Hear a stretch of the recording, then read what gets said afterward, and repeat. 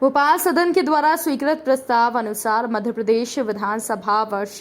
2021-22 की अवधि में सेवा करने के लिए गठित सभा समितियों, कार्य मंत्रणा समिति, गैर सरकारी सदस्यों के लिए विधेयकों और संकल्पों संबंधी समिति, आवेदन और अभ्यावेदन समिति, प्रत्यायुक्त विधान समिति, लोक लेखा समिति, प्राक्कलन समिति के साथ ही सरकारी उपकरणों संबंधी समिति, शासकीय आश्वासनों संबंधी समिति, विशेषाधिकार समिति, नियम समिति, सदस्य सुविधा समिति, पुस्तकालय अनुसंधान संदर्भ समिति, सामान्य प्रयोजन समिति,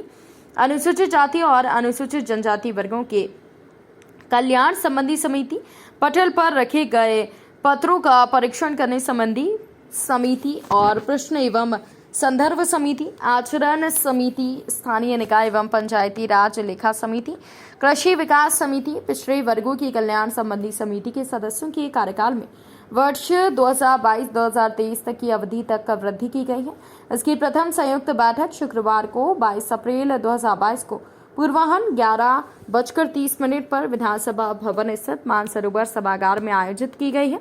इसमें समिति के सभापतियों और सदस्यों को विधानसभा अध्यक्ष गिरीश गौतम संबोधित करेंगे। इस अवसर पर विधानसभा के प्रमुख AP सिंह भी उपस्थित रहेंगे। चूँकि बजट सत्र जब आता है तो नई समितियों का निर्वाचन होता है या नामांकन होता है,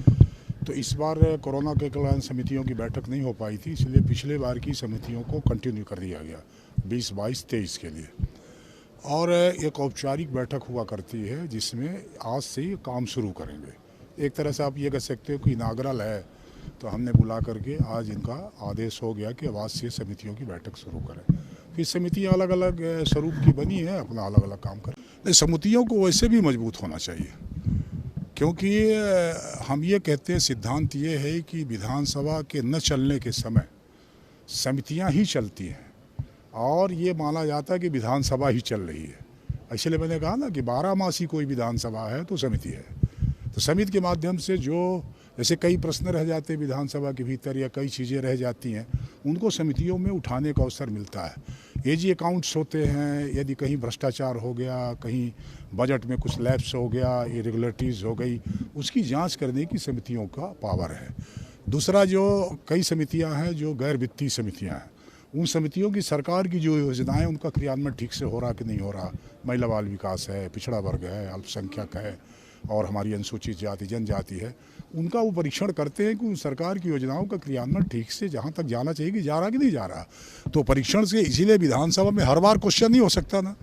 हर बार विधानसभा नहीं आती, हर बार प्रश्न नहीं हो सकते। इसलिए समितियों की विशेष जिम्मेदारी होती है कि इन बात को देखें कि वो जो सरकार के द्वारा जो विधानसभा ने जो पारित करके उनको पैसा दिया उसका क्रियान्वयन ठीक से हो रहा कि नहीं हो